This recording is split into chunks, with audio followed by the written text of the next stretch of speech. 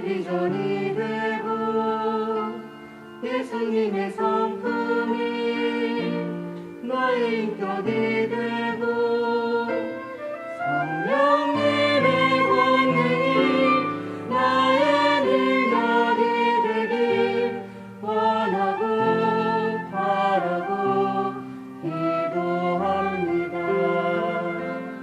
원하고 바라고 기도합니다. 원하고 바라고 기도합니다.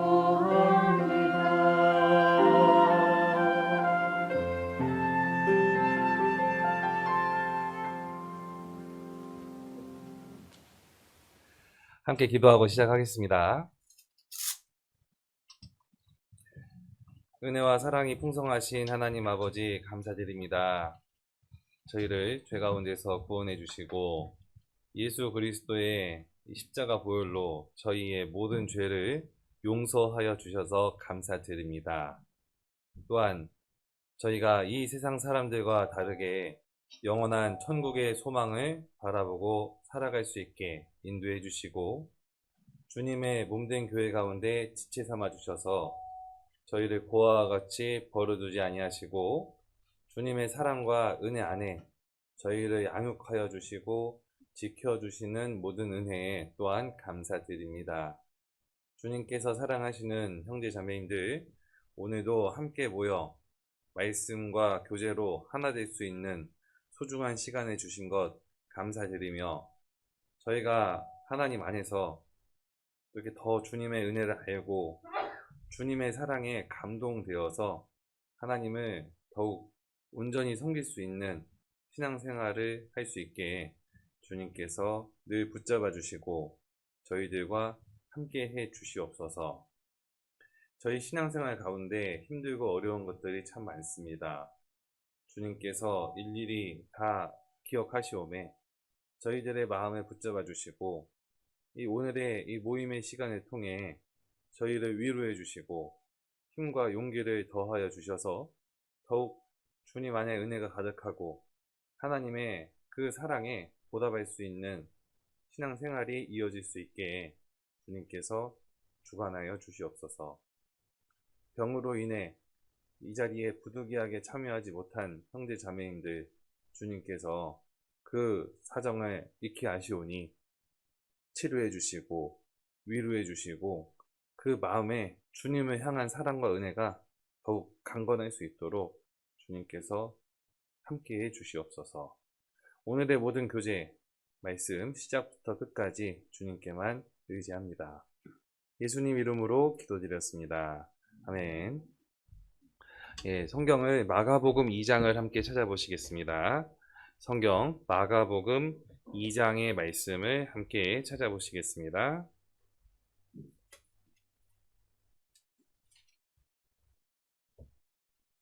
마가복음 2장 1절부터 12절까지 말씀을 제가 읽겠습니다. 마가복음 2장 1절부터 12절까지입니다. 읽겠습니다. 수일 후에 예수께서 다시 가버나움에 들어가시니 집에 계신 소문이 들린지라 많은 사람이 모여서 문 앞에라도 용신할 수 없게 되었는데 예수께서 저희에게 도를 말씀하시더니 사람들이 한 중풍병자를 네 사람에게 메워 가지고 예수께로 올세 무리를 인하여 예수께 데려갈 수 없으므로 그 계신 곳에 지붕을 뜯어 구멍을 내고 중풍병자의 누운 상을 달아내리니 예수께서 저희의 믿음을 보시고 중풍병자에게 이르시되 소자야 네 죄 사함을 받았느니라 하시니 어떤 서기관들이 거기 앉아서 마음에 의논하기를 이 사람이 어찌 이렇게 말하는가 참나마도다. 오직 하나님 한 분 외에는 누가 등이 죄를 사하겠느냐. 저희가 속으로 이렇게 의논하는 줄을 예수께서 곧 중심에 아시고 이르시되 어찌하여 이것을 마음에 의논하느냐. 중풍병자에게 네 죄사함을 받았느니라 하는 말과 일어나 이 상을 가지고 걸어가라 하는 말이 어느 것이 쉽겠느냐. 그러나 인자가 땅에서 죄를 사하는 권세가 있는 줄을 너희로 알게 하려 하노라 하시고 중풍병자에게 말씀하시되 내가 내게 이르노니 일어나 네 상을 가지고 집으로 가라 하시니 그가 일어나 곧 상을 가지고 모든 사람 앞에서 나가거늘 저희가 다 놀라 영광을 하나님께 돌리며 가로되 우리가 이런 일을 도무지 보지 못하였다 하더라. 네, 거기까지입니다. 오늘은 저희 형제 자매님들께서 이렇게 많이 듣고 읽고 또 배웠던 내용 중에 하나인 중풍병자를 고치시는 이 예수님에 대해서 함께 좀 생각을 해보려고 합니다. 예수님께서 이적을 보이시는 부분에 있어서는 자연스럽게 그 이유와 좀 목적이 있다는 것을 우리가 살펴볼 수가 있는데요. 구약 시대에도 이적이 있었고 신약 시대에도 이적을 행하셨고 예수님께서 죽으시고 부활하신 이후에도 사도들과 하나님의 일꾼들이 이적 행하는 일이 이렇게 많이 있었던 것을 저희가 살펴볼 수가 있습니다. 자, 그런데 하나님께서 왜 능력을 나타내실까? 하나님께서 사람들에게 이적 보여주시는 그 이유는 이를 바탕으로 해서 하나님을 올바르게 믿을 수 있도록 돕고 또한 그 하나님의 말씀이 올바르게 심어질 수 있도록 하기 위한 중요한 목적을 가지고 있다. 우리가 이 부분을 좀 생각해 볼 수 있다고 생각을 합니다. 그래서 구약시대에도 이적을 보여주셔서 하나님을 믿게 하시고 그 말씀을 올바르게 받을 수 있도록 돕는 역할을 하게 하셨거든요. 이 마가복음 16장 마지막 구절에서는 예수님께서 죽으시고 부활하신 이후에 이 제자들이 사역을 시작하는데요. 예수님께서 그 제자들에게 표적이 나타나게끔 하셨는데 이 표적을 통해 하나님의 말씀을 확실하게 증거할 수 있도록 하셨다. 그런 말씀이 있어요. 그러니까 이 표적은 자연스럽게 말씀을 믿고 말씀을 받아들이고 말씀에 순종하게 하기 위한 그러한 목적을 가지고 있구나. 이 부분을 우리가 일깨워볼 수가 있는데요. 예수님께서 중풍병자를 고치시는 이 배경에도 이 예수님께서 어떠한 일을 하시는지 확실하게 알 수 있도록 돕기 위한 것이며 이 중풍병자를 낫게 하는 것을 통해 죄인된 우리가 구원을 받았을 때 어떠한 모습으로 변화가 되는지를 예수님께서는 가르쳐주기 원하셨기 때문에 이러한 이적을 보여주셨다고 생각을 합니다. 중풍병에 대해서 제가 의학을 잘 알고 있는 건 아니어서요. 좀 이렇게 저렇게 찾아보았는데 좀 이렇게 간략하게 정리를 하면 이렇게 정리가 되어 있더라고요. 그러니까 대뇌의 조직 혹은 중추신경 혹은 척추 이 셋 중에 한 곳에 손상이 입혀져서 쉽게 정리하면 머리에서 지시를 하는데 이 각 지체가 머리의 지시에 순종할 수 없는 상태 그것을 중풍병이다 그렇게 정리를 하더라고요. 그러니까 이 지체들이 머리로부터 지시는 받는데 이게 따라가지가 않는 거잖아요. 순종이 안 되는 거예요. 그것은 무엇을 뜻합니까? 사람이 죄인으로 태어나서 잘 아시는 것처럼 예수님은 머리가 되시는데 그리고 교회는 그 머리 대신 예수님을 바치고 있는 지체에 해당이 됩니다. 그러나 사람이 죄인으로 태어나서 머리 되시는 예수님의 그 말씀에 순종하지 못하고 구원을 받으라는 말씀에 순종하지 못하고 하나님과 올바른 관계를 맺어야 된다는 그 말씀에 순종하지 못하고 있는 그 상태. 그래서 죄인은 자연스럽게 영적으로 중풍병자와 같겠구나. 그것이 정리가 될 수 있겠죠. 각 지체들이 머리의 지시를 받지 못하는 상태를 중풍병이라고 한다면 죄인은 영적으로 예수님의 말씀에 순종하지 못하는 중풍병자와 같겠구나. 그리고 예수님께서 중풍병자를 치료하시는 과정은 죄인을 어떠한 모습으로 치료하시는지를 나타내주고 있으며 중풍병자가 온전해져서 변화가 되는 모습은 죄인이 구원을 받고 하나님의 자녀답게 어떻게 변화가 되는지를 우리에게 교훈해주고 있다는 거예요. 그래서 이 마가복음 2장 1절부터 2절까지의 말씀을 제가 다시 한번 읽겠습니다. 수일 후에 예수께서 다시 가버나움에 들어가시니 집에 계신 소문이 들린지라 많은 사람이 모여서 문 앞에라도 용신할 수 없게 되었는데 예수께서 저희에게 도를 말씀하시더니 그렇죠. 그러니까 수일 후에 예수님께서 다시 가버나움에 들어가셨다라고 표현하고 있으니까요. 예수님께서 가버나움에 처음 방문하신 것이 아니었던 거예요.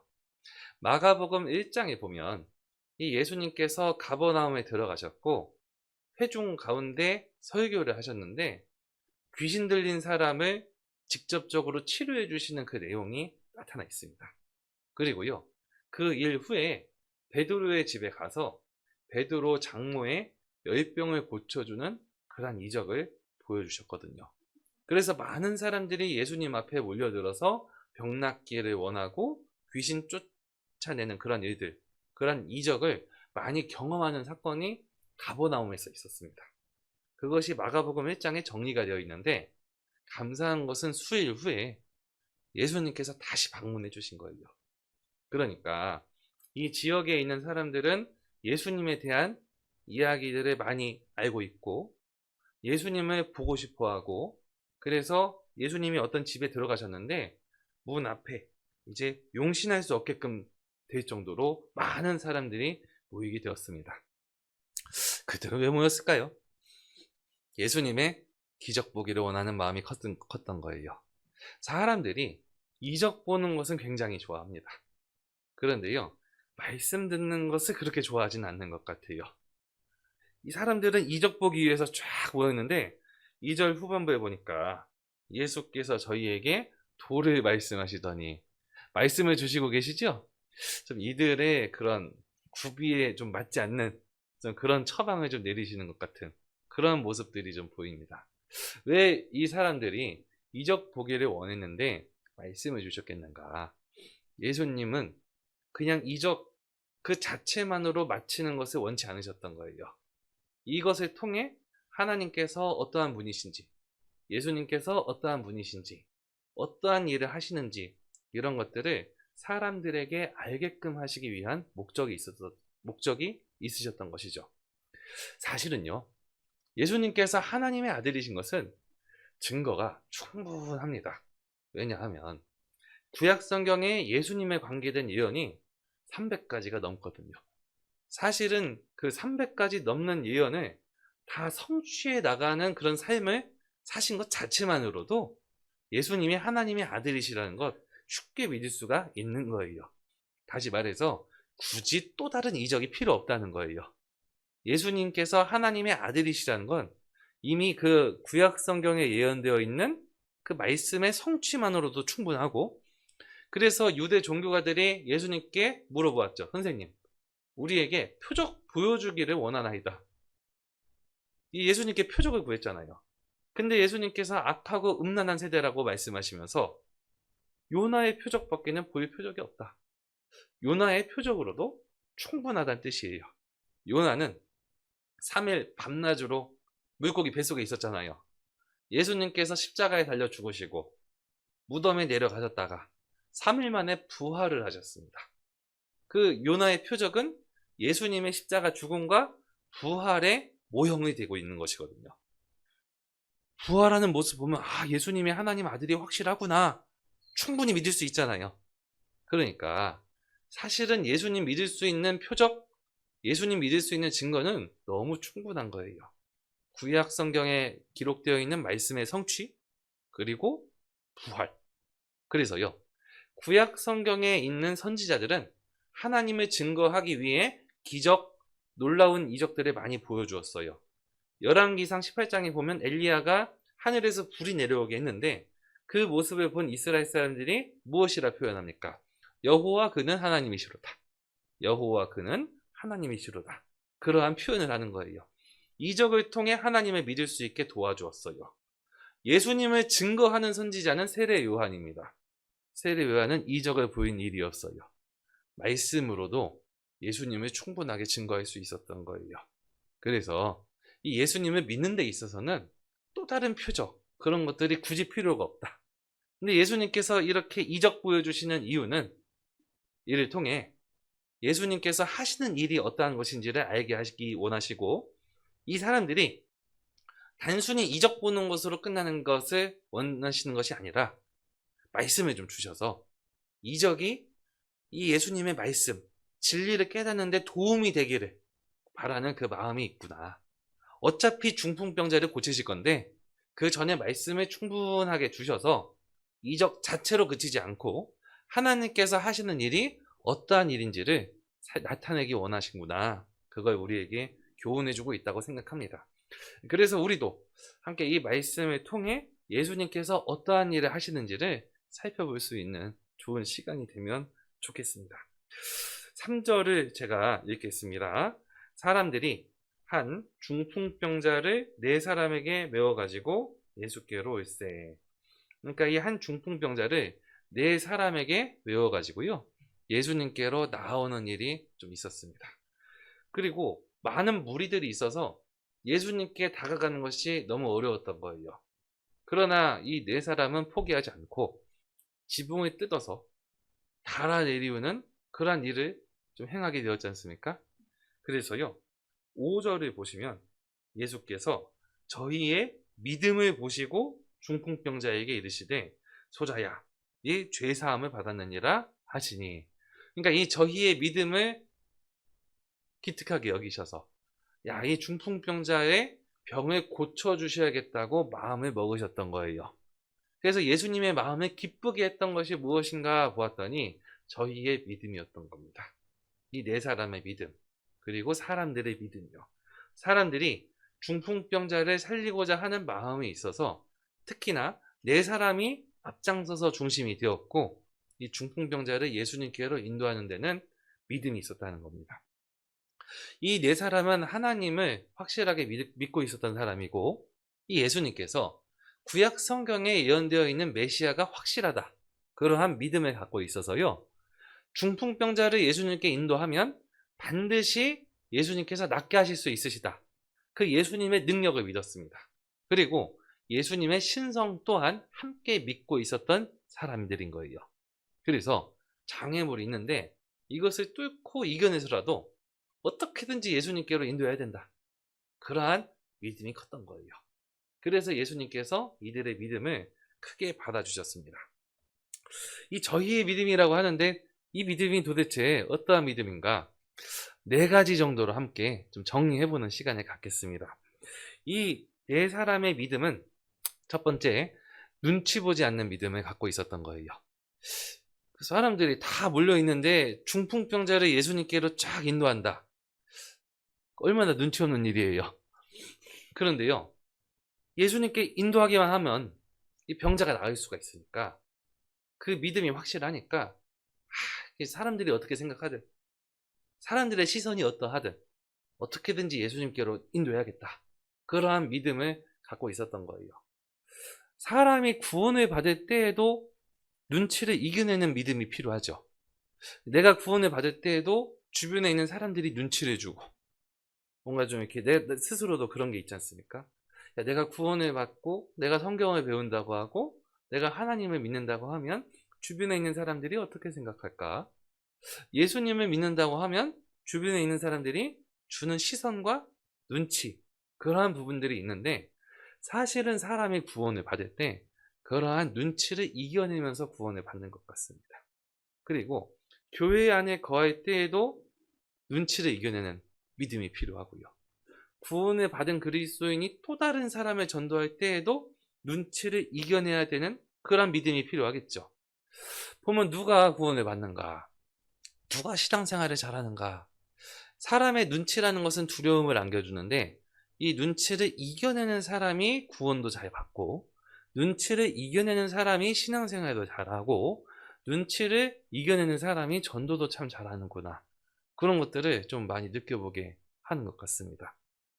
근데 과거에 저 지하철을 타면 옆에 있는 사람을 좀 전도하고 싶잖아요.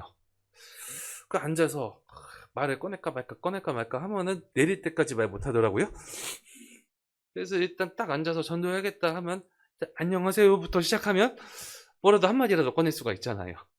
그러니까 눈치를 보면 전도가 잘 안 되는 것 같아요.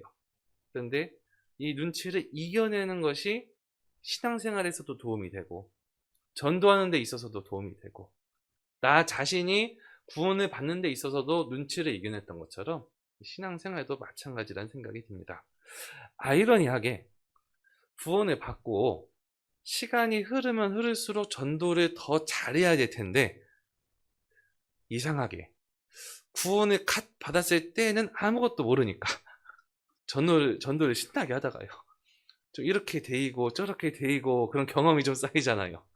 그러니까 구원을 받고 좀 신앙생활을 하면 할수록 전도가 더 잘 되는 것 같아요? 안 되는 것 같아요? 좀 더 소심해지고 이렇게 사람이 이렇게 다가오면 어떡하지? 그러한 다가오게 되는 핍박, 그런 고난, 그런 눈치 그런 게 점점 더 쌓이는 거예요. 이 믿음이 이 눈치를 이겨내면 참 좋을 텐데 그런 부분들을 우리가 잘 다스리고 눈치를 잘 이겨낼 수 있으면 참 좋겠다 그런 생각이 듭니다. 신앙생활을 잘했던 대표적인 인물 중에 베드로가 있습니다. 예수님의 수제자였고 사도로서 귀하게 쓰임받았던 인물인데요. 이 베드로가 행한 내용을 살펴보면 생각처럼 눈치가 별로 없구나, 눈치가 이렇게 많이 없는 사람인 것 같다 그런 생각이 듭니다. 마태복음 14장에 보면 예수님께서 물 위를 걸으셨습니다. 제자들이 보고 유령이라고 놀랐습니다. 예수님께서 내니 안심하라, 두려워하지 말아라 그렇게 말씀해 주신 거예요. 그러면 된 거잖아요. 근데 베드로는 참 눈치가 없어요. 주여 많이 주시어든 나를 명하셔서 나도 물 위를 한번 걷게 해주십시오 그런 표현을 하고 있잖아요. 요한복음 13장에 보면 최후의 만찬 자리에서 예수님께서 제자들의 발을 씻겨주시는 그 일을 행하셨습니다.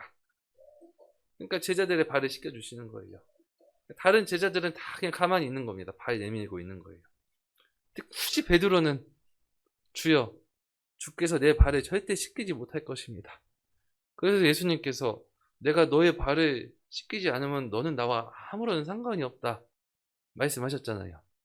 그럼 발 내밀면 되잖아요. 근데 굳이 거기서 주여 그러면은 내 손도 씻겨주시고 내 머리도 씻겨주시고 그러니까 또 나아가고 그거 보면 이 베드로가 좀 눈치가 없는 것 같아요. 좀 사회성이 부족한 것 같아요. 좀 다른 제자들과 좀 그 균형이 맞지 않잖아요. 근데 우린 거기서 배울 수 있는 것이 있죠. 베드로는 순수함이 있어요. 예수님을 정말 닮고 싶어 해요. 예수님을 좀이라도 더 닮을 수 있으면 무엇이라도 할 수 있겠구나 그런 마음에 본받고 싶잖아요. 뭔가 이렇게 눈치 보지 않고 사람들의 시선 크게 생각하지 않고 정말 주님을 기쁘시게 해드릴 수 있으면, 주님을 조금이라도 더 닮아갈 수 있다면 무엇이든지 하는 그 베드로를 우리는 존경하고 있습니다. 그리고 그의 삶을 본받아서 우리도 더욱 신앙생활을 잘했으면 좋겠다 그런 마음이 많이 드는 것 같습니다. 이 네 사람의 믿음의 첫 번째 특징은 사람들의 시선을 의식하고 두려워하지 않는 그런 눈치 보지 않는 믿음이 있었다. 물론 두려움은 있었겠지만 이것을 뚫고 이겨낼 수 있는 그러한 것이 있었던 것이죠. 두 번째 믿음의 특징은 포기하지 않는 믿음이에요. 사람들이 많으니까 중간에 포기할 수가 있잖아요. 마음은 좋았는데 어려움이 있으니까 야, 사람들이 이렇게 많아서 그 길이 막혀 있고 예수님께로 인도하긴 참 어렵겠다. 여긴 좁고 사람들이 너무 많아서 중풍병자를 예수님 가까이로 인도하고 싶은데 그게 안 되겠네, 어렵겠다 하고 포기할 수도 있고 돌아갈 수도 있는데 세상에 거기서 지붕을 뜯어서 달아 내리우는 것은 또 다른 길을 개척한 거잖아요. 포기하지 않고 어떻게든지 또 다른 방법을 만들어서 예수님께로 인도하는 그러한 믿음을 좀 갖고 있었던 것입니다. 사람이 구원받는 일을 포기하면 안 되겠죠. 구원을 받는 일을 포기하면 너무나 안타깝잖아요. 교회 안에 안착하는 일을 포기해서는 안 되겠죠. 말씀 습관 드는 일을 포기해서는 안 되겠죠. 그러니까 어려움은 늘 따르는 거예요. 구원을 받는 데 있어서도 어려움이 따르고 교회 안에 거하는 데 있어서도 어려움이 따르고 말씀 있는 습관을 길들이는 데도 어려움이 따르고 또 다른 사람을 전도하는 데도 어려움이 따르는데 중요한 건 어려움은 늘 있는 거예요. 그러니까 이 어려움에 봉착했을 때 포기를 하게 되면 차지할 수가 없잖아요. 그런데 이 네 사람은 포기하지 않는 믿음이 있었다. 장애물이 있지만 장애물을 뛰어넘는 믿음을 갖고 있었던 것이어서 저희들도 어려움이 있을 때 어려움은 종류와 강도가 다를 뿐이지 어려움은 늘 존재하거든요. 이 어려움을 피하게 해달라고 기도할 것이 아니라 이 어려움을 극복할 수 있는 믿음을 달라고 하나님 앞에 기도하는 것이 더욱 바람직할 거예요. 왜냐하면 어려움은 늘 존재하기 때문에 그렇습니다. 이 어려움을 이겨내야지 사람이 구원받을 수가 있고요. 어려움을 이겨내야지 교회 안에 쫙 거해서 신앙생활이 정상적으로 이루어질 수가 있잖아요. 그 어려움을 이겨내야지 포기하지 않고 끝까지 전도할 수가 있잖아요. 마침내 결실을 하는 것도 포기하지 않아야지 이루어질 수 있는 일 아니겠습니까? 여호수아가 여리고성을 정복을 했는데요. 그 여리고성에 1500년 후에 예수님 공생의 당시에 살았던 2명의 사람이 있습니다. 이 2명의 사람은 포기하지 않고 장애물을 뛰어넘는 믿음을 보여줬던 사람인데요. 첫 번째 사람은 누가복음 18장의 소경 거지 바디메오입니다. 이 바디메오가 예수님 지나간다는 소문을 들었을 때 그 이야기가 들리니까 바디메오가 큰 소리를 쳤잖아요. 주 다윗의 자손이여 나를 불쌍히 여기옵소서. 그 예수님이 메시아신 것을 확실하게 믿었던 거예요. 나를 불쌍히 여겨달라고 이제 부르짖게 되었습니다. 그랬더니 장애물이 찾아왔죠. 사람들이 뭐라고 합니까? 시끄럽다. 조용히 해라. 잠잠히 해라. 왜 이렇게 시끄럽냐? 장애물이 있는 거예요. 포기했다면 예수님 못 만났겠죠. 어떻게 했습니까? 더욱 심히 소리질러 장애물을 뚫고 이겨냈잖아요. 포기하지 않았지 않습니까? 그래서 예수님을 만나서 주님의 축복을 얻을 수가 있었던 거예요. 여리고에 있었던 또 다른 한 사람은 삭개오입니다. 이 삭개오가요, 키가 작았어요. 그래서 예수님께서 지나가시는데 키가 작고 사람들이 많아서 예수님을 볼 수가 없었습니다. 그래서 포기하지 않았어요. 삭개오는 뽕나무 위를 올라가서 예수님을 보는 방법을 선택했습니다. 그러니까 포기하지 않았잖아요. 장애물을 어떻게 하면 내가 이겨낼 수 있을까 이걸 고민하면서 나무 위에 올라가는 것은 당시의 유대인들에게 있어서는 수치스러운 일입니다. 나무에 달린 자마다 저주받는 자라고 표현하잖아요. 그 나무에 올라가는 것은 그 유대 그 문화 풍습에서 뭔가 좀 이렇게 비천한 사람, 천한 모습에 해당이 되고, 심지어 삭개오는 세리장이었으니까 당시 여리고에서는 유명한 사람이었던 것이 분명해요. 그러니까 악한 나쁜 쪽에 속하지만 돈 많은 부자, 유명인에 속하는데 어떤 대기업의 회장이 나무 위에 올라가 있으면 참 보기 그렇잖아요. 근데 이 삭개오가 그렇게 장애물을 극복하고 예수님을 그토록 만나기 원했던 겁니다. 예수님으로부터 축복받았던 거예요. 이 믿음을 보면 어려움을 늘 봉착하게 되는데 이 어려움을 어떻게 대하고 있는가? 이 어려움이 있으니까 뒤로 물러가는가? 혹은 이 어려움을 극복할 수 있게 내가 하나님께 기도하면서 더 뛰어넘고 나아가는가? 애벌레에게 있어서는 이 땅에 있는 뭔가 이렇게 그 물건들이 장애물처럼 보일 거예요. 넘어가야 되잖아요. 근데 이 애벌레가 번데기가 되고 나비가 되면 이 땅에 있는 물건들은 구경거리가 돼요. 날아가니까요. 우리는 부활의 몸을 이제 우리는 영혼의 구원을 얻고 주님께서 기뻐하시는 그 영원한 천국으로 함께 갈 수 있는 날개를 준비를 하게 되었는데 우리의 믿음은 날아갈 수 있는 믿음이어서요. 이 세상에 있는 사람들은 그 애벌레처럼 장애물, 힘든 것, 어려운 것, 그것에서 국한되는 것들이지만 우리 구원을 받은 그리스도인들은 세상에 있는 어려움들이 극복의 대상이 되며 날아가면 구경거리가 된다는 거예요. 우리는 어려움을 이겨낼 수 있는 믿음을 소유한 사람입니다. 그래서 요한일서 5장 4절에 보면 대저 하나님께로서 난 자마다 세상을 이긴다. 세상을 이긴 이김은 이것이니 우리의 믿음이니라. 그런 말씀이 있는 거예요. 시편 119편 165절에서는 주님의 말씀을 사모하는 사람이 장애물을 뛰어넘는다는 말씀이 또한 있는 거예요. 장애물이 없는 것이 아니라 장애물을 이겨낼 수 있는 믿음을 하나님께서 주신 겁니다. 네 사람에게 그러한 믿음이 있었어요. 그리고 이 네 사람의 믿음, 말 그대로 저희의 믿음이라고 하잖아요. 합력해서 선을 이루는 그러한 믿음을 가지고 있었던 거예요. 이 네 사람이 합력했잖아요. 같은 방향과 같은 목적을 가지고 함께 발맞추어서 예수님께로 인도하는 일을 하였던 겁니다. 동역자의 정신을 가지고 있었던 것이죠. 구원을 받은 그리스도인들은 같은 마음과 같은 목적과 같은 뜻을 가지고 일해 나가는 동역자에 해당이 됩니다. 그래서요, 개개인의 면면을 살펴보면 마음은 주님을 기쁘시게 해드리고 싶은 마음이 있지만 육신적으로는 연약함이 있어서 나 혼자서는 신앙생활이 불가능하고 주변에 동역자들이 필요해요. 그래서 주님께서는 교회 안에 거하게끔 하신 겁니다. 신앙생활은 혼자서 하는 것이 불가능해서요, 내가 붙잡아 주어야 되는 그리스도인이 곁에 필요하고, 그리고 내가 혹시나 넘어졌을 때 나를 붙잡아 일으켜 줄 수 있는 그리스도인을 곁에 두는 것이 또한 필요한 거예요. 그것을 하나님께서는 요구하고 계시다는 거예요. 그래서 성경을 보면 이 하나님께서는 연약한 사람을 책망하신 적은 없는 거예요. 왜냐하면 사람이 연약하니까요. 이 연약함을 책망하신 적은 없는데 두 가지를 책망하시는 겁니다. 첫 번째는 아주 엎드러져서 넘어지는 것은 책망하시고요. 넘어졌는데 일어나지 않는 거예요. 그래서 이 잠언 24장에 보면 대저 의인은 7번 넘어질지라도 다시 일어나려니와. 넘어지는 것을 책망하진 않으시지만 의인은 다시 일어나는 힘이 있다는 겁니다.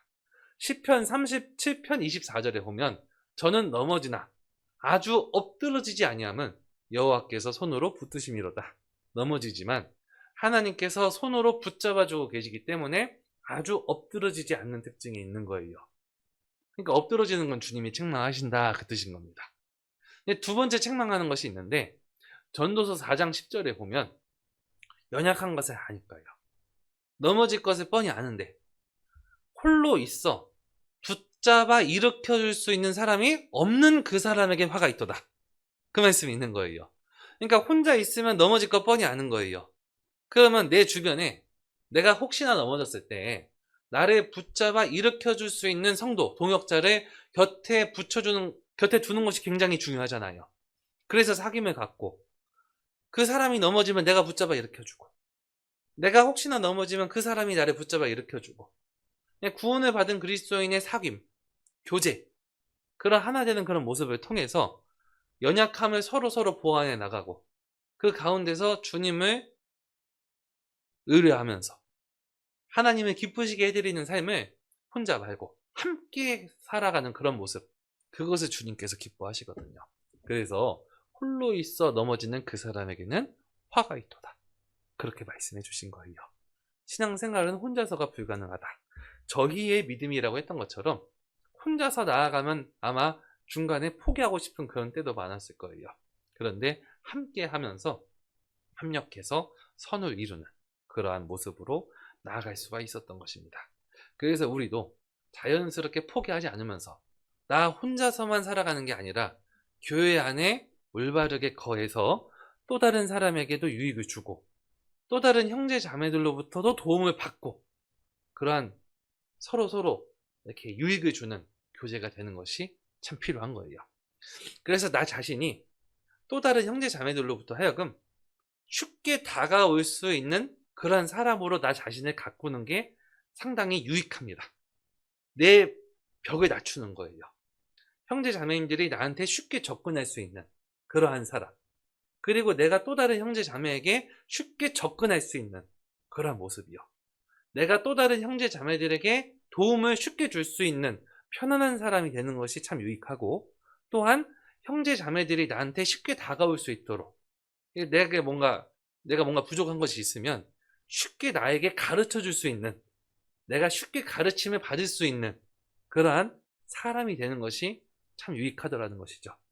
그래서 그 성경에서는 교훈도 있고 책망도 있는데 그 책망도 내가 쉽게 받아들일 수 있는 그런 유한 마음, 그 문턱을 낮추어 나가는 그러한 그리스도인이 되는 것이 굉장히 유익합니다. 저희의 믿음이 되기 위해서는 나 자신의 문을 낮추는 게 참 필요한 거예요. 그리고 이 네 사람의 믿음의 마지막 특징을 좀 살펴보겠습니다. 이 네 번째 특징은요, 중풍병자가 혜택을 누리잖아요. 이 중풍병자에게도 예수 그리스도에 대한 믿음을 심어주는 믿음을 갖고 있었다. 다시 말해서 전달하는 믿음을 가지고 있었던 거예요. 다시 말해서 이 네 사람에게만 믿음이 있었던 것이 아니라 네 사람의 믿음이 중풍병자 당사자에게 전달이 되었고, 이 중풍병자도 예수님을 향한 믿음을 가지게 하였고, 그래서 이 중풍병자에게 예수님을 향한 믿음을 심어주어서 죄사함의 은혜까지 함께 누릴 수 있도록 만들어주는 믿음이 있었던 겁니다.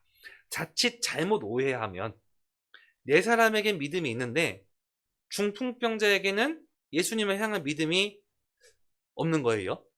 그래서 예수님께서 이 네 사람의 믿음을 보시고 중풍병자의 죄를 용서해 주셨다, 그렇게 오해받을 수도 있잖아요. 근데 그게 아니라 중풍병자에게도 믿음을 심어주었던 거예요. 죄 용서는 당사자가 예수님에 대한 믿음이 없으면 이루어질 수가 없잖아요. 우리가 누군가를 전도를 하는데 이 전도 대상자가 예수님에 대한 믿음이 없으면 죄사함이 이루어질 수가 없잖아요. 우리는 전도를 해서 말씀을 전해주는데 이것을 통해 예수님을 만날 수 있도록 돕는 역할을 하고요. 근데 그 당사자가 예수님에 대해서 마음이 열려있지 않으면, 예수님을 믿지 않으면 구원받을 수가 없잖아요. 그래서요, 이 네 사람의 믿음의 특징은 중풍병자에게도 믿음을 전달해 주어서 이 중풍병자에게서도 예수님을 향한 신뢰를 쌓을 수 있게 하는 그러한 믿음을 갖고 있었던 거예요. 히브리서 4장에 보면 하나님의 말씀은 살았다고 말씀하셨고 운동력이 있다고 말씀하셨습니다. 좌우의 날선 어떤 검보다도 예리해서 혼과 영과 관절과 골수를 찔러 쪼개기까지 한다는 그 말씀이 있는 거예요. 사람이 웬만하면 안 바뀌어요. 40 되면 불혹이라고 하잖아요. 사람이요, 애지간하면 안 바뀌는 거예요. 그런데 내가 몇 마디 했다고 그 사람의 가치관이 바뀌면 안 되잖아요. 내가 몇 마디 했다고 해서 그 사람이 그동안 생각해왔던 바가 있는데 그게 송두리째 바뀐다는 건 말도 안 되는 일이 아니겠습니까? 그런데 구원받은 그리스도인의 입을 통해 전해지는 말씀이 그 사람을 송두리째 바꿔버리잖아요. 그건 기적이라는 거예요. 그러니까 구원받는 사람 모습 보면 정말 기적적인 일이 벌어진 거예요. 내가 몇 마디 한다고 해서 그 사람이 바뀔 리가 없는데 하나님의 말씀을 이야기했는데 그 말씀이 그 사람 바꿔놓는 거예요. 그래서 그런 표현이 있잖아요. 말씀 앞으로 인도하기만 하면 구원받는다고. 아무리 약한 사람이라도, 아무리 어떤 사람이라도 말씀 앞으로 인도하기만 하자고. 그럼 구원받을 수 있다고. 그러한 믿음을 심어줄 수가 있잖아요. 이 전달하는 믿음이 있었던 거예요. 이 네 사람에게 있었던 믿음이 그 말씀이 중풍병자에게도 전달이 되어서 중풍병자도 예수님을 올바르게 알아보고 중풍병자도 예수님을 만나면 자신의 병이 고침받을 수 있다, 그러한 믿음을 심어줄 수 있게 하였던 것이죠. 전도하고 싶은 마음이 생기잖아요. 어떤 자매님 집에 신방을 갔는데 남편이 구원을 못 받으셨어요. 아무리 해도 이렇게 전도가 잘 안 되네요. 남편이 이러한 표현을 하는 거예요. 우리 아내가 자전거를 같이 타고 싶은데 자전거를 탈 줄 모른다고. 그 자매님이 자전거 타는 거 되게 무서워해요. 겁이 많으시거든요. 그러니까 저 페달 돌리는 것도 되게 무서워하는 거예요. 야, 그래서 우리 아내가 이렇게 자전거 같이 타면서 이렇게 시간 보내고 싶은데 그게 안 된다고. 이렇게 아무리 해도 안 된다는 거예요. 아무리 이렇게 자전거 연습해봐라, 자전거 배워봐라, 그래도 안 된다는 거예요. 방법을 하나 가르쳐 드렸어요. 이 자매님이 자전거 탈 수 있는 좋은 방법이 있다고. 교회 나오겠다고 하시라고. 그러면 아마 일주일 뒤에 자전거를 능숙하게 잘 타는 사람으로 바뀌어 있을 거라고. 그게 어떤 뜻이에요? 전도하는 데 있어서 정말 간절하잖아요. 그 간절함이 있어서 그 전도가 될 수 있다면 어떤 것이든지 하겠다, 그런 마음이 구원받은 그리스도인에게 있거든요. 우리의 믿음은 또 다른 사람에게 전달해주고 싶은 좀 그런 믿음이 있고, 이 전달이 될 수만 있다면 어떠한 수고와 희생이라도 기꺼이 감수하겠노라 하는 그러한 마음이 좀 있는 거예요. 그래서 보면 성경을 보면 또 다른 사람이 구원받는 데 있어서는 먼저 구원을 받은 그리스도인의 수고와 희생이 늘 뒤따랐던 거예요. 이 네 사람이 수고하고 희생하고 믿음을 심어주고 예수님께로 한번 가보자, 반드시 나을 수가 있을 것이다, 이 예수님은 보통 분이 아니라 정말로 하나님의 아들, 메시아가 확실하시다. 그러니까 지금까지 많은 이적들이 있었는데 너도 예수님 앞에 나아가면 하나님의 아들을 만나는 것이다. 너의 병도, 너의 문제도 다 고쳐줄 것이다. 그런 부분들을 전달을 하게 되었던 거예요. 그래서 중풍병자에게도 하나님, 예수님에 대한 믿음을 심어주는 그런 믿음의 특징이 있었습니다. 근데 예수님께서 하신 답변이 조금 이렇게 상반되는 것 같습니다. 그 중풍병자에게 너의 병을 고쳐주겠다고 말씀하셔야 되잖아요. 그런데 왜 소자야 네 죄 사함을 받았느니라 왜 죄를 먼저 말씀하셨을까요? 죄 용서를 먼저 말씀해 주신 이유가 있는데 이 부분을 살펴보면 예수님께서는 정말로 지혜로우신 분이시구나. 예수님께서 워낙 지혜로우셔서 먼저 병의 고침 먼저 이야기하시는 것이 아니라 그 사람의 죄 용서를 먼저 이야기를 하셔서 영적인 교훈과 이적이 연결되어 있다는 것을 많은 사람들에게 알려주기를 원하셨구나. 이걸 좀 살펴볼 수가 있다고 생각합니다. 먼저 왜 죄사함을 받았느니라 이걸 먼저 말씀하셨냐면 두 가지 목적을 좀 살펴볼 수가 있는데요.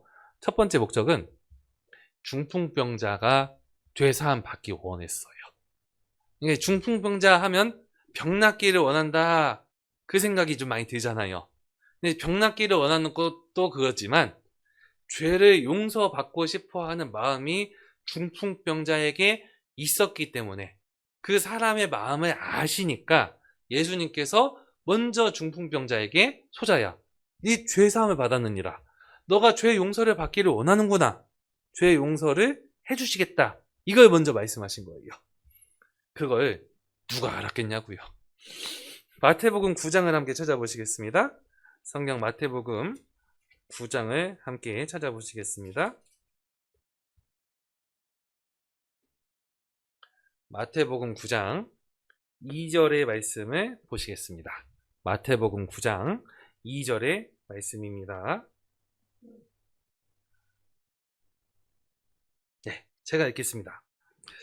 예수께서 침상에 누운 중풍병자를 사람들이 데리고 오거늘 예수께서 저희의 믿음을 보시고 중풍병자에게 이르시되 소자야 안심하라 내 죄사함을 받았느니라. 방금 마가복음 9장 5절의 말씀과 비슷해 보이는데 한 가지 추가가 된 표현이 있습니다. 어떤 표현 같으셔요? 안심하라가 있네요. 안심하라. 소자는 불안해하고 있었습니다. 이 중풍병자는 불안해하고 있어요.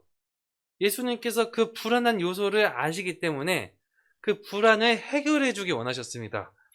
무엇으로 인해서 불안한가 보았더니 병 때문에 불안한가 그게 아닌 거예요. 메시아 되시는 예수님 앞에 서게 되니까 자기 죄가 너무 크게 보이는 거예요. 그렇잖아요.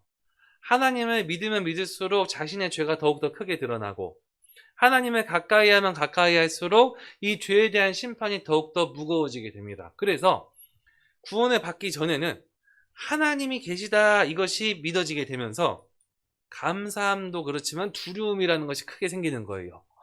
하나님 계시면 내가 심판을 분명히 받을 텐데. 그리고 자신의 죄에 대한 그런 진지한 고민이 나타나게 됩니다.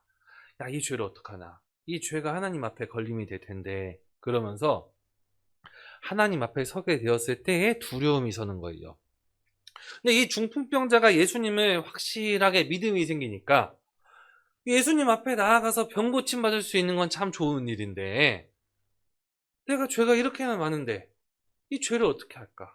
이 메시아 앞에 선다는 건 그 예수님이 나의 모든 그 더러운 것들을 다 알고 계시다는 그 뜻인데 그 예수님 앞에 내가 벌거벗은 것처럼 이렇게 서 있는 것 그러한 두려움을 크게 가지고 있었던 거예요. 그걸 네 사람도 몰랐을 수도 있겠어요. 그러니까 보통 보면 이 병 낫기를 원하겠구나 그 생각을 크게 하잖아요. 근데 이 죄를 용서받기를 원한다 그 생각은 아마 크게 못할 거란 말이에요. 근데 너무 놀랍게도 예수님은 중풍병자의 마음을 아셔서 죄로 인해 두려워하는 모습이 있으니까 먼저 안심하라고 말씀하시고 너의 죄사함을 받았느니라. 중풍병자에게 가장 필요한 것을 먼저 말씀해 주셨던 거예요. 병자에게도 죄 용서의 마음을 원하고 있었던 겁니다. 그래서 보면 우리가 정말 전도하다 보면 이렇게 죄 용서를 받기 원하는지 혹은 죄 용서에 관심이 없는지 그 마음을 진짜 알 길이 없잖아요. 착해 보이는 사람이 있고 선해 보이는 사람이 있고 그 사람 전도해서 말씀 앞으로 인도하면 반드시 죄에 대해서 크게 느낄 거야. 구원받고 싶은 마음이 반드시 생길 거야. 외적으로 선해 보이니까요.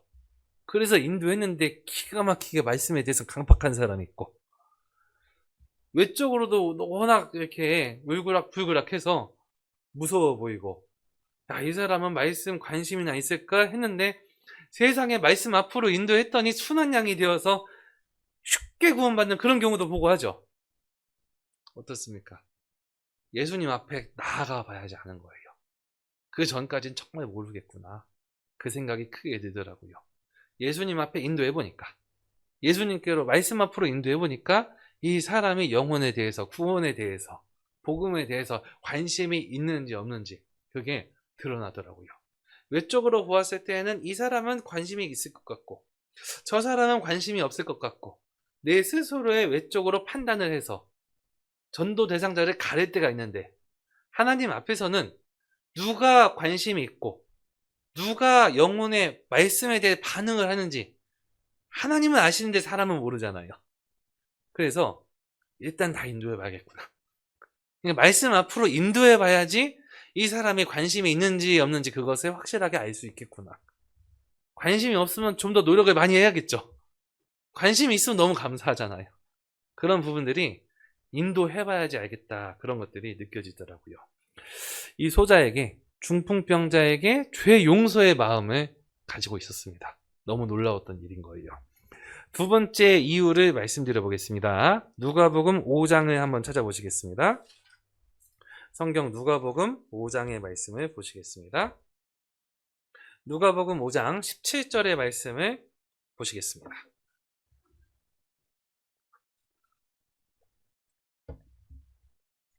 누가복음 5장 17절 말씀을 제가 읽겠습니다. 하루는 가르치실 때 갈릴리 각 촌과 유대와 예루살렘에서 나온 바리새인과 교법사들이 앉았는데 병을 고치는 주의 능력이 예수와 함께 하더라.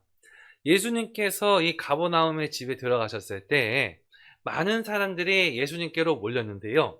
이 안에는 갈릴리 각 촌과 유대와 예루살렘에서 나온 바리새인과 교법사들이 포함이 되어 있었어요. 바리새인과 교법사들은 왜 예수님을 보기 위해 나왔을까요?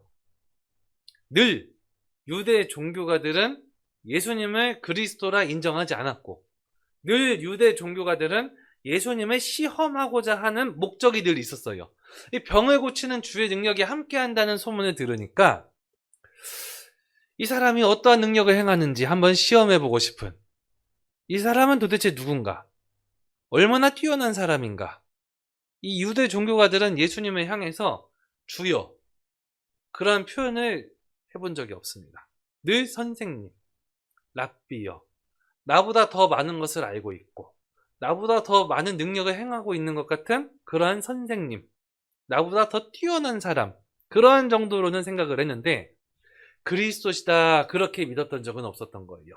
그러니까 이 바리새인과 교법사들이 예수님께 딱 몰려들었던 겁니다. 이 사람이 도대체 얼마나 큰 능력을 행하는지 한번 볼까? 그런 목적이 있었던 거예요. 예수님께서 말씀하십니다. 소자야 안심하라. 이 죄 사함을 받았느니라 라고 말씀하시니까 바리새인과 교법사들이 깜짝 놀라게 되었습니다. 왜 그럴까요?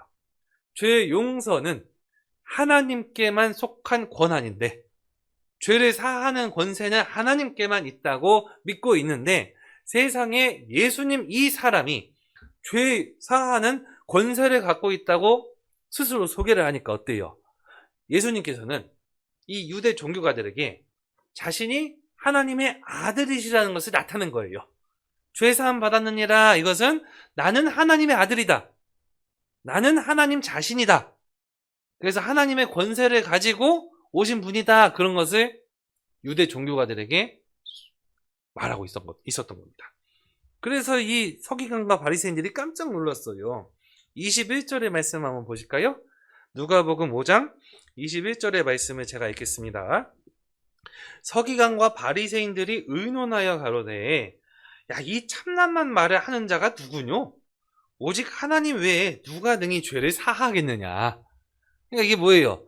아니, 참남된 말을 하고 있다. 하나님 외에 누가 죄를 사하는데, 아니, 이 예수라는 사람은 자기가 하나님도 아니면서 어떻게 이렇게 끔찍한 말을 하고 있느냐? 이런 부분들을 의논을 하고 있는 것이죠.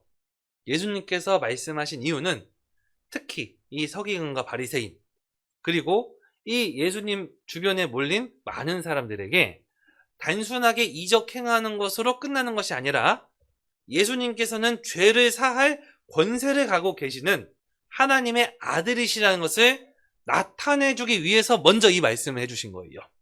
이적을 보이실 것인데 이적 보이기 전에 이러한 능력을 행하는 이유는 자신이 하나님의 아들이시며 중풍병자를 고치시는 것처럼 사람의 죄를 용서하는 일을 실제로 이루어 주시는 분이시다. 이거를 믿게끔 하기 위해 먼저 이 말씀을 해주셨던 겁니다. 그래서 예수님께서 야, 무슨 의논을 그렇게 하느냐 하면서요 23절의 말씀을 하시는 거예요. 23절의 말씀 제가 읽겠습니다. 네 죄사함을 받았느니라 하는 말과 일어나 걸어가라 하는 말이 어느 것이 더 쉽겠느냐? 죄사하는 것이 더 어려워요? 일어나서 걸어가게 하는 게 더 어려워요? 사람은 둘 다 못해요. 그러니까 뭐가 더 어렵겠냐 하는 것은, 그러니까 뭐 좀 해볼만 하면 하겠다 그 뜻인데, 사람은 죄 사하는 권세를 갖고 있지도 않고 죄를 사할 수 있는 능력도 없고요, 중풍병자의 병을 고칠 수 있는 그 능력 또한 없어요. 사람은 둘 다 할 수가 없는데 예수님께서 하시는 말씀이 둘 중에 무엇이 더 쉽겠느냐라고 물어보시는 것은, 예수님은 둘 다 하실 수가 있는데 둘 중에 뭐가 더 쉽겠냐라고 물어보시는 것이니까 자신이 하나님의 아들이라는 것을 우회적으로 표현하신 거예요. 사람이 둘 다 할 수 없잖아요. 근데 예수님은 난 둘 다 할 수 있는데 둘 중에 뭐가 더 쉬워 보이냐? 서울 강남 아파트가 더 싸냐? 잠실 아파트가 더 싸냐? 물어보는 것은 나는 부자다. 그것을 우회적으로 표현한 거잖아요. 그런 것처럼 예수님께서 둘 다 하실 수가 있는데 둘 중에 뭐가 더 쉽겠냐고 물어보십니다. 죄사하는 것이 더 어렵죠. 왜냐하면 사람의 병을 고치는 일은 말씀으로 다 하셨는데요, 사람의 죄를 용서하는 일은 말씀으로만 이루어지는 것이 아니라 예수님께서 십자가에 달려 죽으시고 희생을 치러주셔서 죄가 용서가 되기 때문에 그렇습니다. 이 죄 사하는 것은 말씀으로만 되는 것이 아니라 예수님께서 자신의 목숨을 다하는 희생을 치러주셔야만 되었던 거예요. 그러니까 거기에 그리스도의 사랑이 담겨져 있다라고 표현을 하는 겁니다. 예수님께서 이 두 가지를 물어보신 것은 24절에서 해답이 나오는데요, 24절의 말씀을 함께 읽도록 하겠습니다. 그러나 인자가 땅에서 죄를 사하는 권세가 있는 줄을 너희로 알게 하리라 하시고 중풍병자에게 말씀하시되 내가 내게 이르노니 일어나 네 침상을 가지고 집으로 가라 하시매. 그렇습니다. 이 예수님께서는 죄를 사하는 권세가 있는 줄을 알게끔 하시기 위해서 이러한 질문을 하셨던 거예요. 그리고 중풍병자의 병을 낫게 하시는 것은 더 쉬운 일이니까 이 병자의 병을 낫게 하는 일도 하시는 예수님께서 장차 죄를 용서하는 일도 함께 이루어 주시겠다, 이것을 말씀해 주시는 겁니다. 그래서 이 표현에는 두 가지가 정리가 되어 있는 거예요. 화살표가 둘 다 연결이 되어 있습니다. 죄를 사할 수 있는 권세를 가지신 그 예수님이 중풍병자의 병도 못 낫게 하겠느냐? 그리고 이 중풍병자의 병을 고치신 예수님은 자연스럽게 장차 죄를 용서하는 일, 죄 사하는 일을 실제로 이루어 주실 것이다. 이것을 모형으로 보여주셨다. 양쪽 화살표가 다 존재한다는 거예요. 유대인들은 왜 병이 있다고 생각하겠어요? 죄 때문에 병이 있다고 생각하죠? 문둥병, 죄가 있어서 문둥병 걸린 거야. 중풍병, 죄가 있어서 중풍병 걸린 거야. 왜 소경인가? 죄가 있어서 그런 거야. 요한복음 9장에 보면 예수님께서 소경의 눈을 뜨게 하시는데 진흙을 발라서 이제 눈에 딱 바르시고 실로암 못에 가서 씻으면 보일 것이다. 실제로 실로암 가서 씻었더니 눈이 보이게 되었잖아요. 깜짝 놀랐습니다.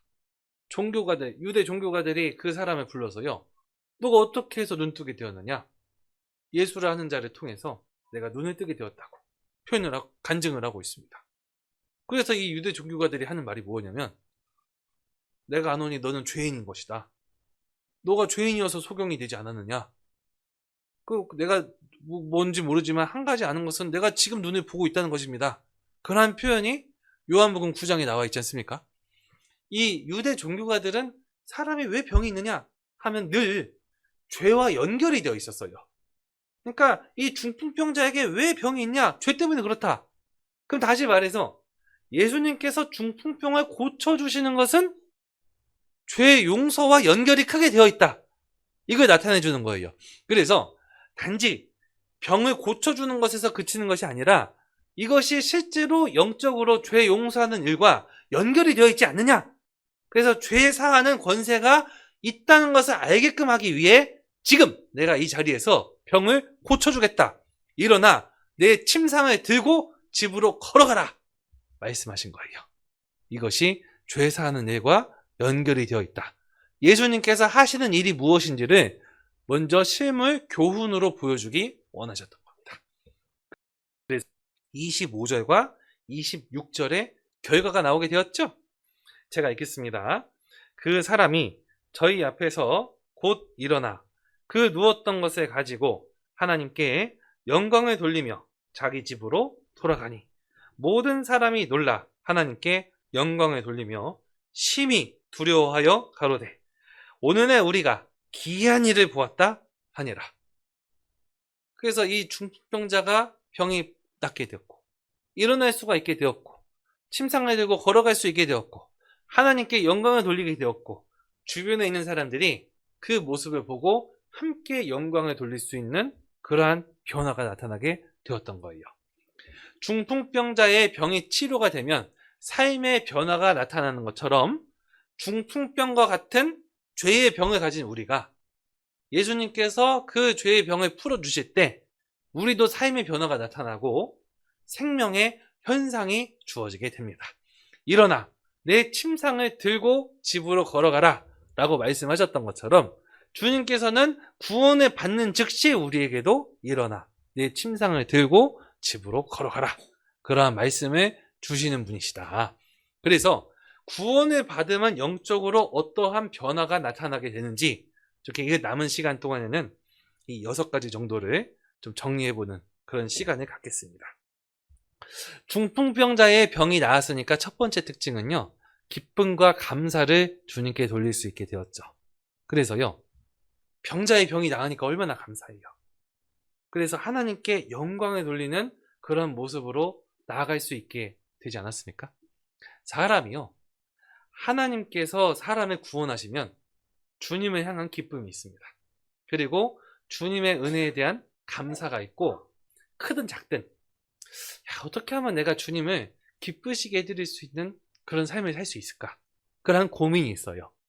신앙생활을 잘하는 분들은 하나님을 기쁘시게 해드리고 싶은 마음이 크고요.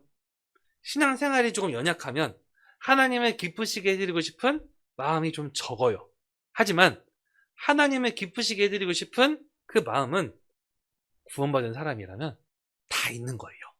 크냐 적냐 그 차이지 하나님 기쁘시게 해드리고 싶고 감사드리고 기쁨과 즐거움 속에서 삶을 살아가게 됩니다. 그래서요. 이 성령의 열매를 보면요.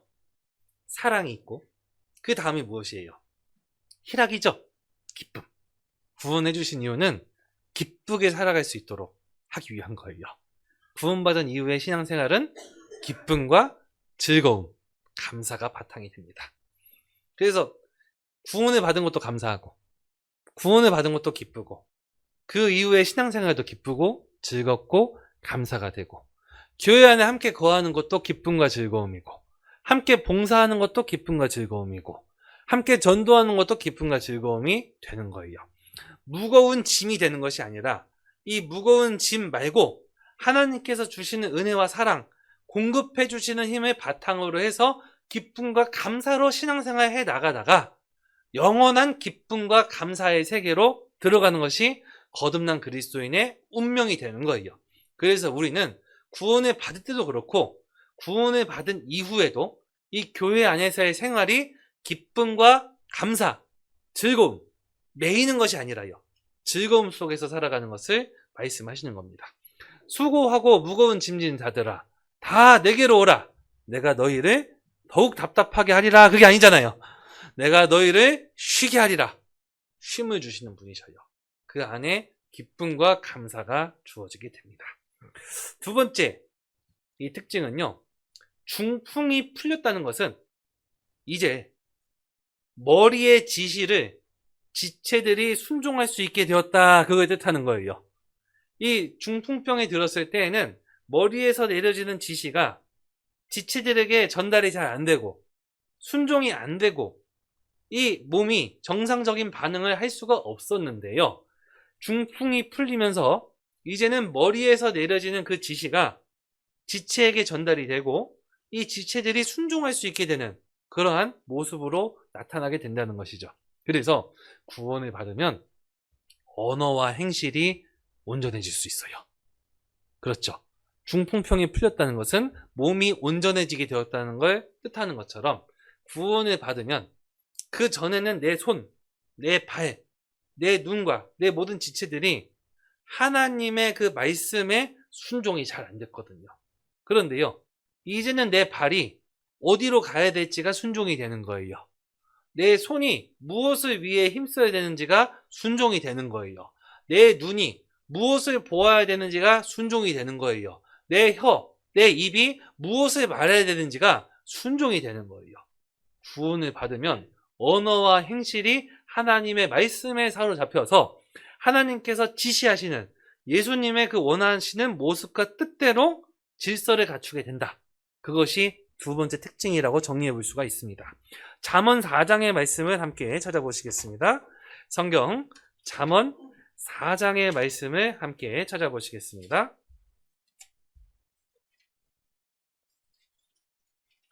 잠언 4장 20절의 말씀을 함께 보실까요? 성경 잠언 4장 20절의 말씀을 함께 보시겠습니다. 잠언 4장 20절 제가 읽겠습니다. 내 아들아 내 말에 주의하며 나의 이르는 것에 네 귀를 기울이라. 주님께서 내 말씀에 주의하고 귀를 기울이라 라고 말씀하셨어요. 말씀에 귀를 기울이면 어떠한 장점이 있을까요? 22절에 나옵니다. 그것은 얻는 자에게 생명이 되며 그 온 육체에 건강이 됨이니라. 그렇죠. 말씀에 귀 기울여 들으면 영혼이 구원을 받아요. 생명을 얻습니다. 그렇죠. 우리가 구원을 받을 때 말씀을 통해 구원받죠. 말씀에 귀를 기울여서 우리 영혼이 살아나게 되는 놀라운 축복이 주어지게 되었습니다. 그것은 시작점에 해당이 되는 거예요. 23절을 보실까요? 23절 제가 읽겠습니다. 무릇 지킬 만한 것보다 더욱 네 마음을 지키라. 생명의 근원이 이에서 남이니라. 말씀을 들으면 영혼이 구원을 받고 말씀을 듣고 구원을 받으면 그동안 안 지켜졌던 마음이 이제 조금씩 지켜지게 되는 거예요. 마음이 지켜지면 그 마음에서 행동으로 나오게 되잖아요. 그 마음에서 나오는 것, 마음이 지켜지니까 언어와 행실이 온전해질 수가 있게 되더라는 것이죠. 24절부터 26절까지를 제가 읽겠습니다.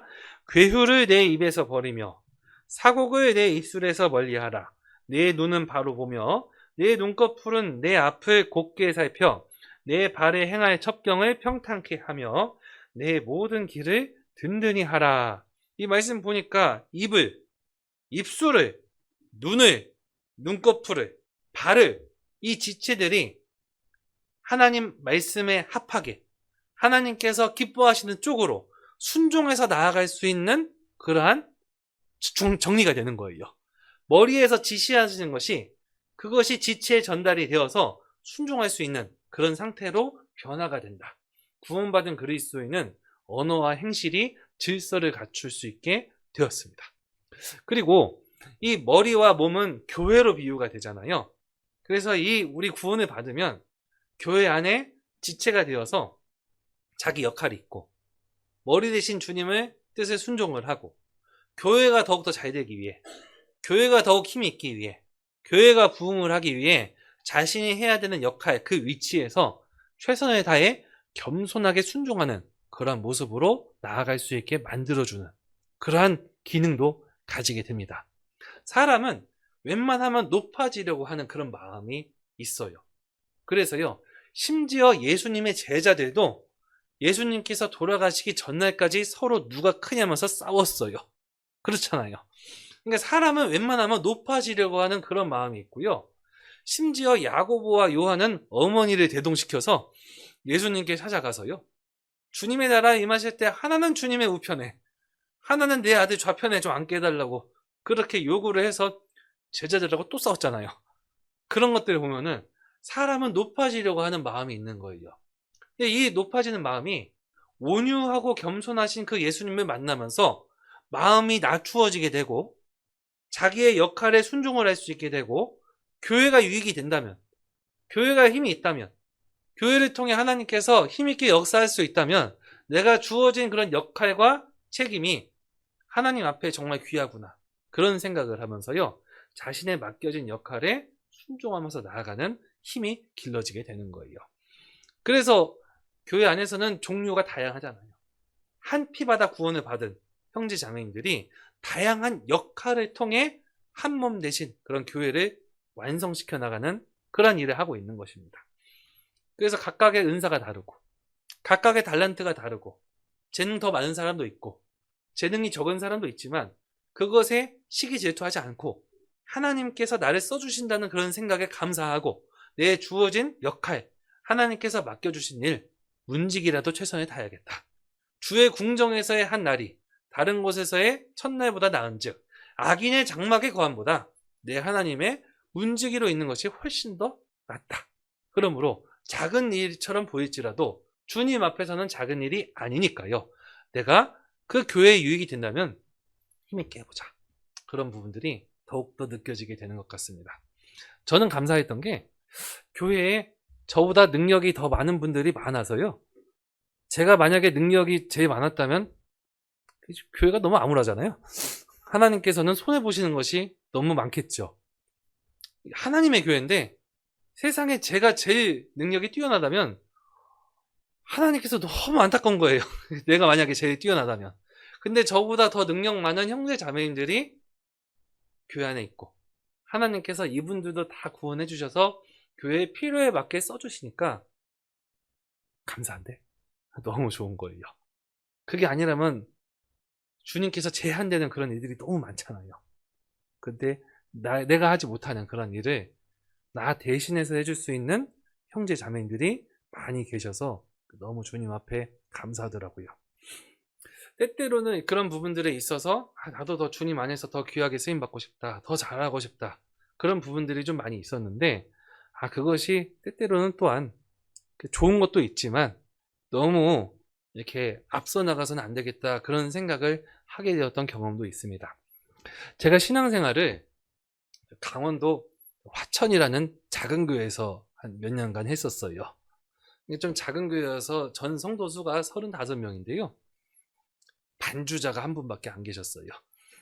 그래서 그 반주자 자매님이 성악 전공하셨는데요. 어느 날 또 목사님께서 대전도 집회 기간에 그 자매님의 특송을 듣고 싶다고 하시는 거예요. 그럼 반주자가 필요할 거 아니겠어요? 반주는 그럼 누가 하냐? 교회 성도들을 딱 조사를 해봤는데요, 다 피아노 경력이 없고 제가 초등학교 2학년 때 3개월 배웠어요. 그러니까 그러면 김 형제가 두 번째로 피아노 잘 치니까 우리 교회 부반주자가 되어서 저기 좀 그때 그걸 하라고 그렇게 하셔가지고요, 한 달 동안 새벽 1시까지 그 곡만 치고, 뭐 악보 보고 치는 게 불가능하니까요, 외워서 쳐야 되는 거예요. 대전도 집회 날인데 그 앉아서 전주 딱 치고 자매님이 한 소절 부르는데 머리가 새하얘져서 무반주로 부르셨어요. 그래서 내가 다 하려고 하면 안 되겠다. 그러니까 나보다 능력 많은 형제 자매님들이 많아서 교회 안에서 다양하게 역할을 하고 있는 것이 주님 앞에 얼마나 감사한 일인가, 그거를 제가 처절하게 깨닫고 다시는 내가 그런 생각해서는 안 되겠다, 그 마음을 크게 가지게 되었어요. 세모는 네모를 부러워한다고 하죠. 넉넉해 보이잖아요. 네모는 동그라미를 부러워한다고 합니다. 원만하니까요. 동그라미는 세모를 부러워한답니다. 세련됐거든요. 그거 보면요, 각각의 모양과 역할이 다른 거예요. 어떤 분은 세련된 그리스도인이 있고, 어떤 분은 넉넉한 그리스도인이 있고, 어떤 분은 또 원만한 거예요. 누구든지 같이 서로 잘 지내고, 누구는 이렇게 넉넉해가지고 이렇게 좀 베풀기 참 잘하고, 누구는 일을 할 때 참 세련되게 섬세하게 그런 걸 참 잘하는 거예요. 네, 그거 보면서 배우고 싶고 본받고 싶고 좋지요. 그걸 통해서 배우고 성장을 하는데 도움이 되는 건 참 좋은데, 야, 나보다 더 세련된 사람, 나보다 더 넉넉한 사람, 나보다 더 원만한 사람이 교회 안에 있어서 내가 하지 못하는 그런 부분들을 대신해서 해주니까 주님이 얼마나 좋으시겠냐고요. 그런 부분들에 내가 지체에 순종하고 교회의 유익을 위해서 내가 가지고 있는 장점을 잘 활용해서 하나님께 영광 돌리는 쪽으로 나아가야겠다. 그런 부분들을 더욱 마음에 품게 되는 것 같습니다. 세 번째 특징은 자리를 박차고 일어나게 되었죠. 일어나 내 침상을 들고 걸어가라고 하셨잖아요. 죽은 자들 가운데서 일어나게 되는 거예요. 구원을 받은 사람은 일어납니다. 구별되는 거예요. 그동안에 죄악된 삶 속에서 살고 있었습니다. 죄인들과 함께 있어도 아무 문제가 없었어요. 그런데 예수님께서는 중풍병자의 병을 낫게 하시면서 일어나라고 말씀하신 겁니다. 집으로 걸어가라고 말씀하셨어요. 그런 것처럼 구원을 받은 사람은 죽은 자들 가운데서 일어나서 구별된 무리, 교회 안으로 안착하게 되고 세상과 구별되어서 살아가는 것을 이루어갈 수가 있는 거예요. 그래서 하나님께서는 구별을 기뻐하시는 겁니다. 죄인된 무리 가운데 우리를 구별하시고, 우리를 교회 가운데로 구별하시고, 우리는 삶 가운데서 구별된 삶을 살아갈 수 있도록 인도하신다. 일어나라고 말씀하신 거예요. 네 번째 특징은 굳이 일어나라고 하셨는데 그냥 일어나라고 하신 게 아니라 침상을 들고 일어나라고 하셨거든요. 침상을 들라는 것은 무슨 뜻이겠어요? 중풍병자에게서는 침상이 중요해요. 침상이 필요해요. 중풍병에서 극복이 되었으니까 침상이 필요가 없게 되었어요. 죄인된 삶 속에서는 죄를 끊어낼 수가 없어요. 그 속에 있어야만 하는 거예요. 그런데 사람이 구원을 받으면 죄악된 삶에서 극복하고 벗어날 수 있는 힘과 능력이 함께 주어지게 됩니다. 침상을 들고 일어나는 것은 과거에 죄악되었던 삶을 청산하고 새로운 삶을 살아가게 되는 것을 명령을 하신 거예요. 침상을 들려면 힘이 좀 필요하겠죠. 중풍병자에게 일어나라고 말씀하셨고 침상을 들라고 말씀하셨는데 일어날 수 있게 힘도 주시고 침상을 들고 갈 수 있는 힘도 함께 주신 거예요.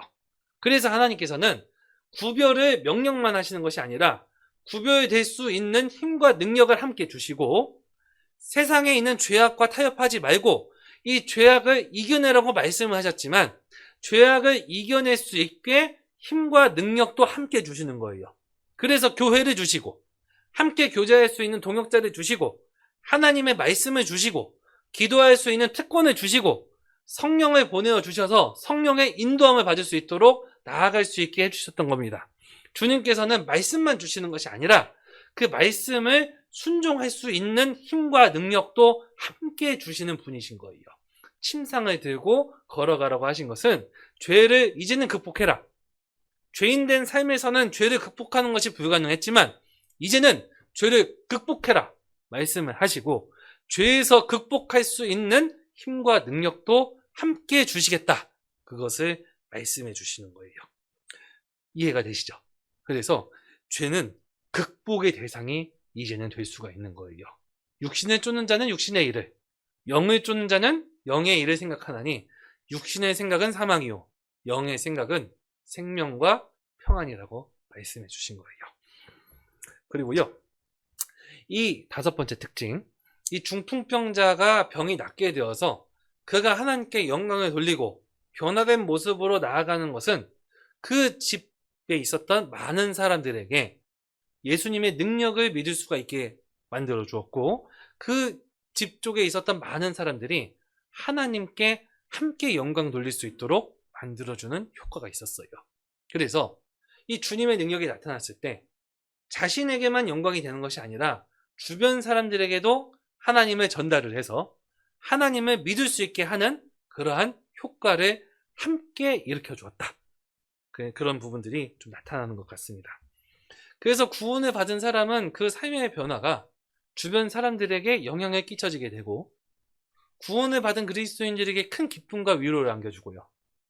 거듭나지 못한 사람이 그 구원받은 사람의 변화된 모습을 보면서 하나님에 대한 생각을 하게 되고, 구원받은 그리스도인의 신앙생활을 동경을 하게 되고 관심을 가지면서 나도 예수님을 믿어보고 싶은 그런 마음을 더욱더 갖게 만들어주는 거예요. 그래서 전도는 친밀함을 통해서도 전도를 하지만 더 중요한 건 옳은 행실인 거예요. 옳은 행실이 더 큰 영향력을 가지게 한다는 것이죠.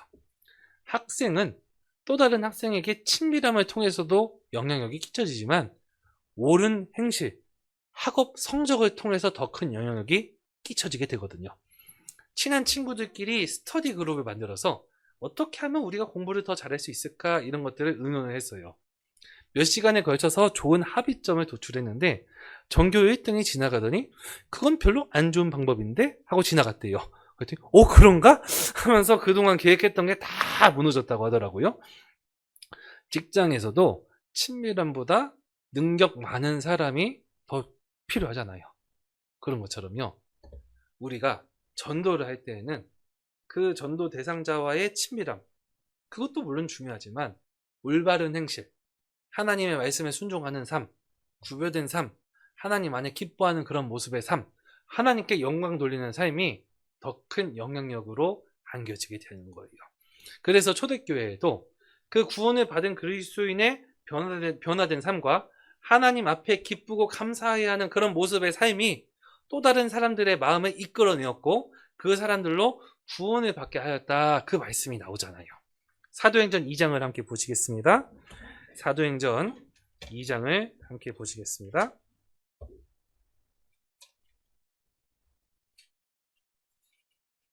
사도행전 2장 46절의 말씀을 보시겠습니다. 사도행전 2장 46절의 말씀을 보시겠습니다. 예, 제가 읽겠습니다. 날마다 마음을 같이하여 성전에 모이기를 힘쓰고 집에서 떡을 떼며 기쁨과 순전한 마음으로 음식을 먹고. 이 초대교회 성도들은 날마다 마음을 같이했어요. 그리고 성전에 모이기를 힘썼습니다. 집에서 떡을 떼었습니다. 기쁨과 순전한 마음으로 음식을 먹었어요. 코로나 기간이 이제 2년이 넘어가고 있는데 절실하게 깨달았던 것 한 가지가 있다면 먹는 것이 이렇게나 중요한 것인 줄, 이게 먹는 게 참 중요한 거였구나, 크게 느끼더라고요. 그러니까 먹을 수가 없으니까 신앙의 성장이 왠지 더뎌지는 것 같고, 교회가 하나 되는 게 더뎌지는 것 같고, 먹는 게 꽤 중요했구나, 그런 생각이 크게 들더라고요. 수련회 때 어떤 말씀 들었는지는 기억이 잘 안 나는데 뭐 먹었는지는 기억이 잘 나잖아요. 좀 이렇게 먹는 게 중요하다, 그런 생각이 들어요. 초대교회도 집에서 떡을 떼며 기쁨과 순전한 마음으로 음식을 먹었습니다. 함께 교제를 하면서 47절 하나님을 찬미하며 또 온 백성에게 칭송을 받았으니, 하나님을 찬송하는 삶을 사니까 온 백성에게 칭송받는 그런 모습으로 나아갔어요. 그렇죠. 구원을 받은 그리스도인의 삶은 세상 사람들과 다른 특별함이 있거든요. 특별한 기쁨, 특별한 즐거움, 특별한 도덕성, 특별한 능력이 주어지게 되는 거예요. 그 모습을 통해 온 백성에게 칭송을 받으니 주께서 구원받는 사람을 날마다 더하게 하시니라. 우리가 함께 모여서 교제하는 이유가 무엇입니까? 함께 주님 안에 올바르게 살고 싶어서요. 주님께 기쁨과 감사를 돌리고 더욱더 올바른 삶을 살고, 그러한 영향력이 주변에 있는 사람들에게도 전달이 되고 주변에 있는 사람들도 그 모습을 통해 말씀 앞으로 나아오기를 원하고 구원받기 원하고 그런 모습으로 전도하기를 원하지 않습니까? 우리는 더더욱 모이기를 힘써야 되는 거예요. 이 모임 가운데 주님이 역사하시고 우리의 삶을 바꾸어 주시고 우리에게 힘과 능력을 더하여 주시고 우리에게 기쁨과 찬송의 제목을 안겨주시고 그 모습을 우리가 세상에서 힘껏 살아가면서 또 다른 사람에게 영향력을 끼칠 수가 있게 되는 겁니다. 구원받는 사람을 날마다 더하게 해주시는 거예요. 이 중풍병자가 병이 나아서 하나님께 영광을 돌리는 것, 이것이 주변에 있는 사람들에게도 하나님께 영광 돌릴 수 있게 전파하는 역할을 했다는 겁니다. 마지막 6번째, 이 중풍병자에게 죄 용서를 받았느냐, 죄 사함을 받았느니라 하시면서 중풍병자의 몸이 온전할 수 있게 만들어 주셨죠. 우리도 죄 용서를 받았지 않습니까? 우리의 몸도 온전해질 거예요. 중풍병자의 몸을 온전하게 해주셨다는 것은 죄 용서를 받은 우리 그리스도인들의 몸도 온전하게 해주실 것이다. 재림에 대한 소망, 부활의 소망을 가지고 살아갈 수 있게 해주신다. 이것을 약속해 주신 것입니다. 우리 형제 자매님들도 교회 안에서 신앙생활 하다 보면 아픈 데가 생기죠. 그리고 나이가 들면 아픈 데가 증가를 하게 되고 살다 보면 이 아픈 데가 있는데 해결될 기미가 안 보이고 앞으로 더 안 좋아지겠구나 그 생각하면 참 암울해지는 것 같아요. 앞으로는 내 몸이 더 좋아지지 않겠구나 그러면서 더 답답해지고 세상 참 헛되다 그런 생각도 많이 하게 되는 것 같습니다. 주님 오실 때 우리의 몸 다 바꾸어 주셔서 아픈 곳이 없게 온전한 치료를 만들어 주시는 거예요.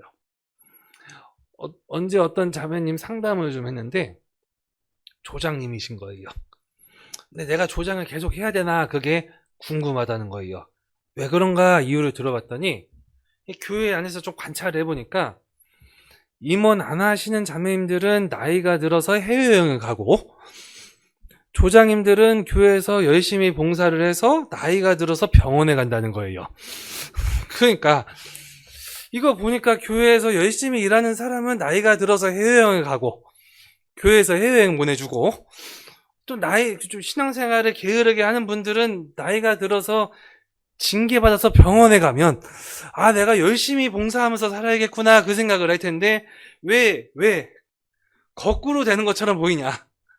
이렇게 교회에서 열심히 일하는 사람들이 병원에 간다는 거예요. 그래서 내가 조장하면 계속하면 병원 갈 것 같아서 고민이 된다고 그런 교제를 하셔서 저도 내가 병원 가면 안 되겠다. 또 다른 분들이 그런 생각을 하겠구나. 그런 생각해서요. 열심히 살아보려고 하는데 저도 나이가 많은 건 아니지만 저도 아픈 데가 조금씩 생기더라고요. 큰일이네. 좀 그런 생각을 좀 하게 되었어요. 보면서 이 세상이 마귀가 지배하는 세상이잖아요. 그래서 예수님을 핍박하고 예수님을 저주한 세상인 거예요. 우리의 소망은 하늘에 있고 시민권은 하늘에 있다고 말씀하셨는데 우리의 죄를 용서하셨다는 것은 죄사함을 먼저 선포하시고 중풍병자의 병을 낫게 해주신 것처럼 구원을 받은 그리스도인들, 우리의 죄를 용서해 주신 그 하나님께서는 우리의 몸도 온전하게 바꾸어 주실 거예요. 그 날이 얼마 남지 않았다는 겁니다. 세상의 징조들이 주님께서 오실 날이 정말 가까웠다는 것을 일깨워주고 있지 않습니까? 우리는 그 어느 때보다도 예수님의 재림의 징조를 가장 확실하게 볼 수 있는 시대에 살고 있는 거예요. 얼마 남지 않았기 때문에 끝까지 함께하고 끝까지 최선을 다하고 주님 안에서 이렇게 주님을 기쁘시게 해드리는 삶을 살다가 온전하게 맞이할 수 있으면 너무 좋겠습니다. 기도하고 마치겠습니다. 은혜와 사랑이 풍성하신 하나님 아버지 감사드립니다. 저희를 구원해 주시고 함께 교회 안에서 신앙생활 할 수 있도록 인도해 주신 것 감사드립니다. 저희들이 더욱 주님 안에서 온전하고 변화가 되고 하나님을 기쁘시게 해드리는 모습의 삶을 살 수 있게 인도해 주시옵소서. 예수님 이름으로 기도드렸습니다. 아멘.